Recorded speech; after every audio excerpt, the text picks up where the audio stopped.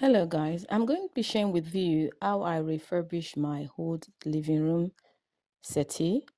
As you can see in the video, this is my old living room settee, and it's just old and I needed to upgrade it to something new. So I went on Sofology and I saw a very inspiring settee that I feel that I can make, and I could upgrade my old settee to the new one.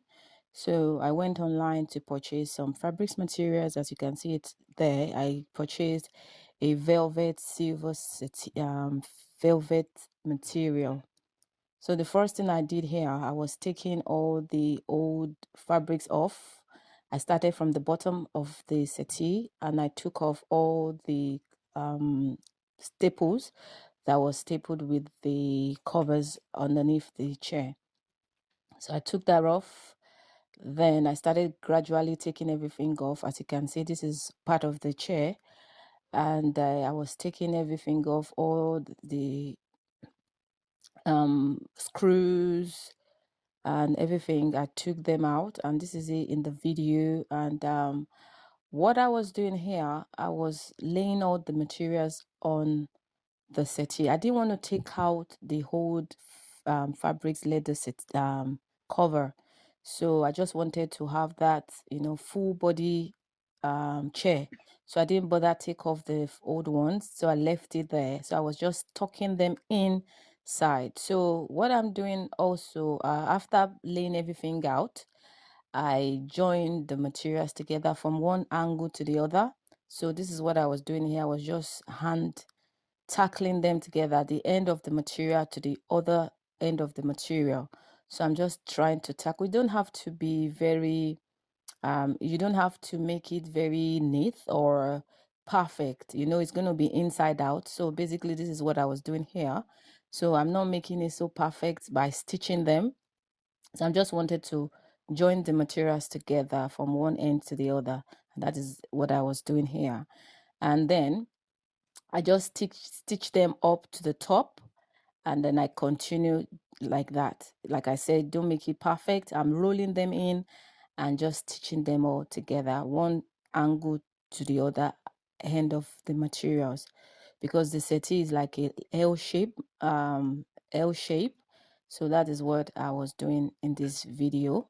And then I continue to the back, and then I try to give it a very neat stitching.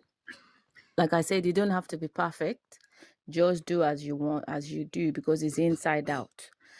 Then I straighten it up, try to straighten them up, and make sure you're stretching your materials very well, because velvet is a very stretchy materials. So, and then I was using my staple gun to staple them underneath the chair, because you want to pull them properly. Don't make sure you don't have overlap materials, because if you don't pull your materials very well, when anyone sits on your settee, it happens that it will start folding up. So you want to make sure you pull your materials very well, because fabrics, velvet can be very stretchy. So that is exactly what I'm doing in here. And as you can see, I'm covering the rest of the chair. So yeah.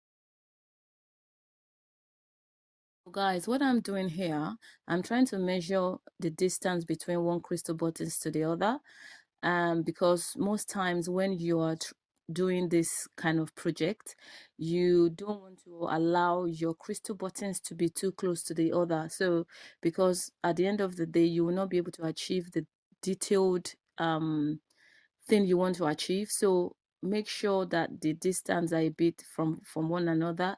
Well, that is my preference. That is what I'm doing. So it depends on you, depends on the size of your settee. So that is basically what I'm doing here. And then when I'm hitting the amamide wood, the settee wood is a hard wood. So I don't want to break the crystal button. So I'm not putting too much pressure. So make sure you don't put too much pressure so that you don't break the crystal button. So just apply it steadily and then it will be able to go in. So guys, the next step now is for me to upgrade the legs of my chair. As you can see, it's all outdated. So basically what I'll do is just spray paint it with silver spray, allow it to dry. After allowing it to dry for a couple of hours, then I start to add some mud poured. Why am I putting some mud poured? Because I want to add some glass, crushed glass. Then I first of all I applied dust glass. That was the bottom layers of the legs of the chair.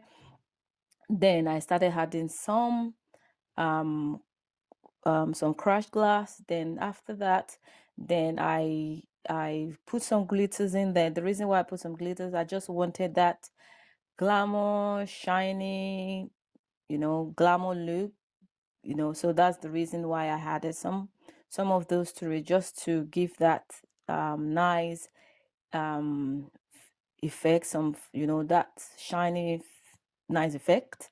Then what I'm doing here, I'm just applying more mosh poured, and this is the reason is for you to seal the glass in there. So anytime anybody legs touches the legs of the chair, it will not scratch anyone. So basically I'm just trying to protect any when visitors, even my family, sit on the chair, it will not scratch anyone. So that is exactly what that's the reason why I had to apply second coat of the mosh pour, just to seal everything, and none of the glass will fall off, or neither will the glitter fall off. So basically that is it.